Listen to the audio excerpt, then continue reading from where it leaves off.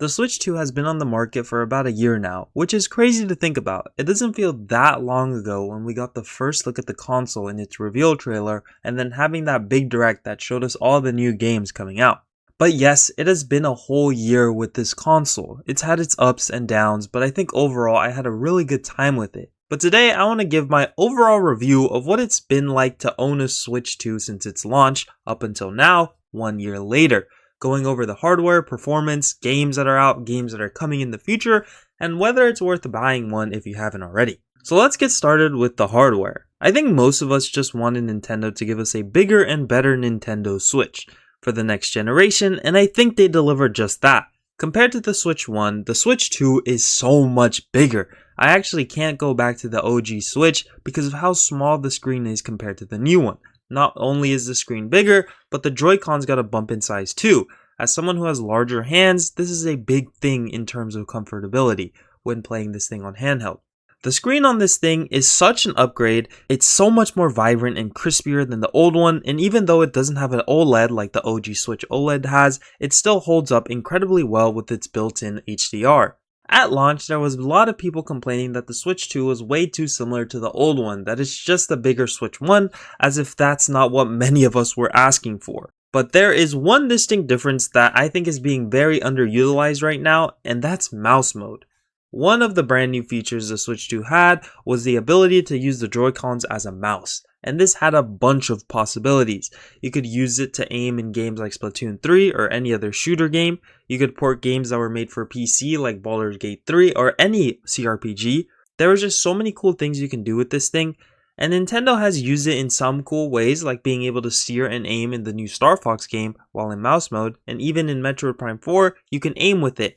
There was also Drag X Drive, which is a whole game made off of mouse mode, and I actually found it quite charming to be honest. But I still think there can be a lot more use cases for the mouse mode, and I really hope that they don't just stop supporting it because it has a lot of potential. There's also the game chat button, but I'm going to skip over that since that's literally a button you have to pay for in order to have any sort of functionality. You can have all these cool features and a nice big screen, but it won't matter if the console can't run games to reap the benefits of such a nice screen. And surprisingly, Nintendo has delivered a pretty powerful piece of hardware. Of course, it runs Switch 2 first-party games flawlessly, with some of them even going up to 1080p 120Hz, and a new update where it boosts Switch 1 games to run at dock settings during handheld play. And this is actually a substantial difference. I wouldn't say that there is a first-party Nintendo game that is out right now that is pushing the Switch 2 to its limits from a fidelity standpoint, because there is DK Bonanza where the frames can drop a bit, but that's mostly from all the destruction going on. But what pushes the console right now are all the big third-party ports it's receiving.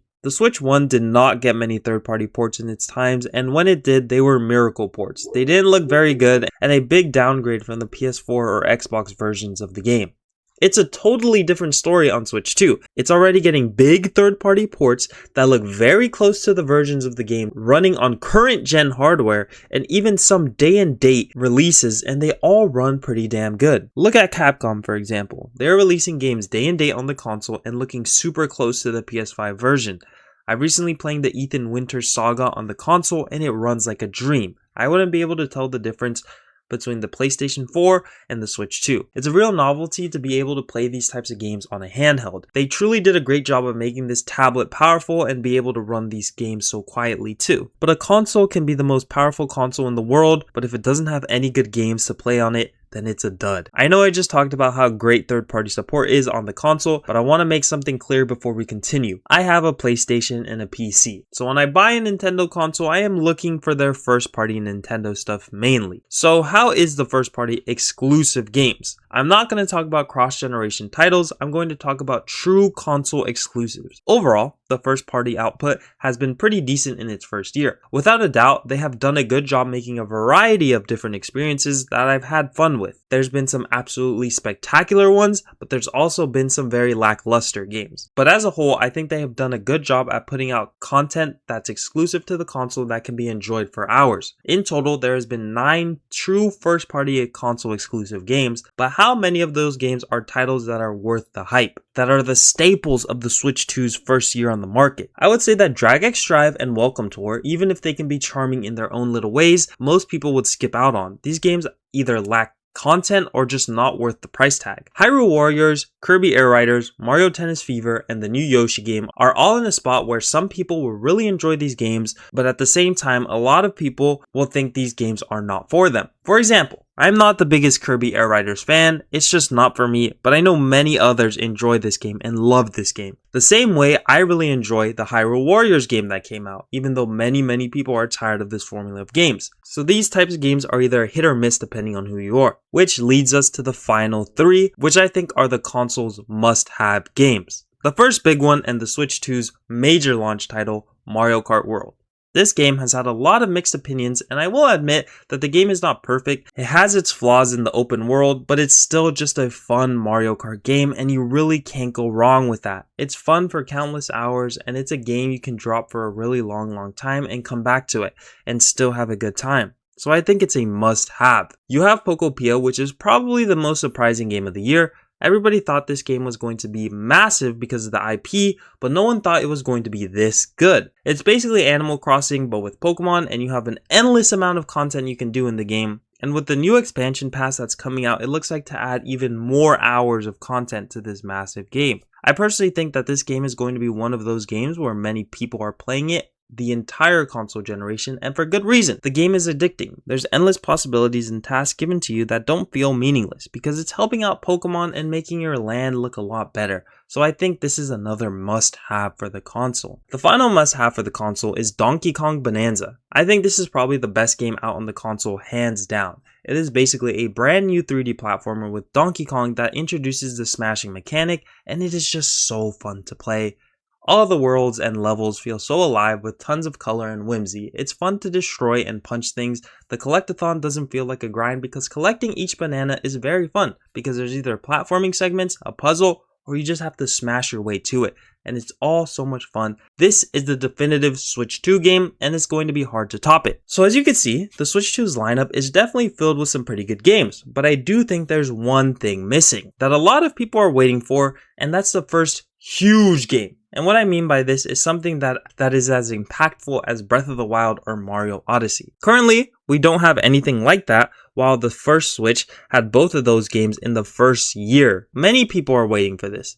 Early adopters are waiting, people are holding off on buying the console until that specific game comes out, and I personally think a huge game like this will come, it's just a matter of time. Now, brand new games aren't the only thing exclusive on the console. There's also the GameCube Online thing, where you can play a selection of GameCube games if you have the online expansion pack. And yeah, this is pretty cool, but right now I will say that the selection is quite small and it will value differently for each person. For someone like me, who has never owned a GameCube and never played any of these games, I think it's super cool because I finally got to play Wind Waker for the first time and Super Mario Strikers, which are both games I've always wanted to play but never could.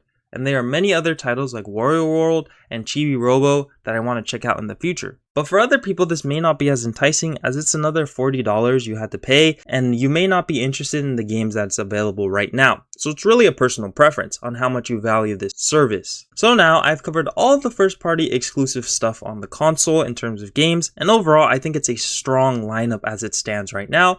And looking at the future, I think it's bright as well. You have new exclusives on the way almost every other month. We have plenty of titles that we know about that are coming either later this year or next year, and it's looking pretty juicy. And we will see more with new directs that come out throughout the years and next year, early next year. So I don't think that you have to fear about game releases drying up as time goes on. Now, I can't just talk about first parties, especially with this console. Like I said, this console is pretty powerful and can run some big modern games at an amazing performance rate. And the novelty of being able to play it portably, not just on the go outside of your house, but throughout your house. Maybe you're like me, where your gaming setup is at a desk, and it can be tiring to sit in the chair for a long period of time. Maybe you want to go on the couch, or bed, or even play outside. So throughout the day, having that portability option is amazing. And being able to play bigger games like Resident Evil is a game changer. I can blast through these games because I can play them in short stints throughout the day instead of having to get on my desk and have a long session. I think it's a novelty that I'm starting to appreciate a lot more now, and actively looking for games that I would just pick up on the Switch 2 instead of my PlayStation or PC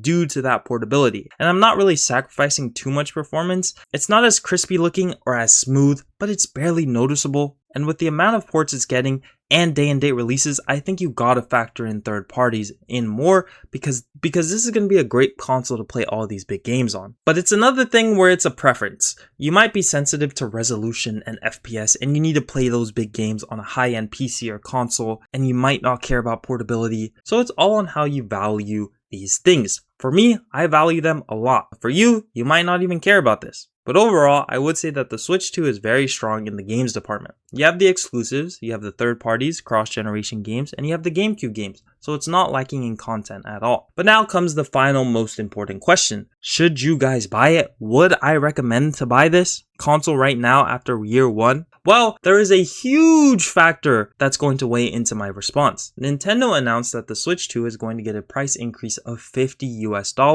pushing it up to $500 US here in the US for just the base console. But this isn't happening until September, which is a pretty large grace period. With this in mind, if you're someone who is on the fence on buying it, but are just maybe waiting for more games to come out on the console, I would recommend buying it sooner rather than later. You can get a bundle right now that's offering you a free game at $500, basically saving you around $20 to $30 depending on the game of choice. I think the future of this console is bright. Nintendo is good at keeping a good release schedule, so if you're waiting for more games, they will come. It's powerful enough to play third parties, so you can play many of the major releases on here. So if you're inclined to buy it, I would say to do so before the price increase. As in the current state of the world, we probably won't get a price drop anytime soon, and I think I would expect a price increase over anything. If you are someone who is super unsure about the console, just look at all the things I mentioned and figure out how much each thing matters to you. How much value you put into certain things like first party games,